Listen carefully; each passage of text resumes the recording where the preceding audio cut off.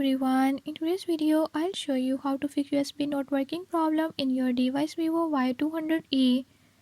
In this device, if you are facing USB not connecting issues, I'm gonna show you how to fix this issue. Before I start, if you are new to my channel, don't forget to subscribe and hit the bell icon.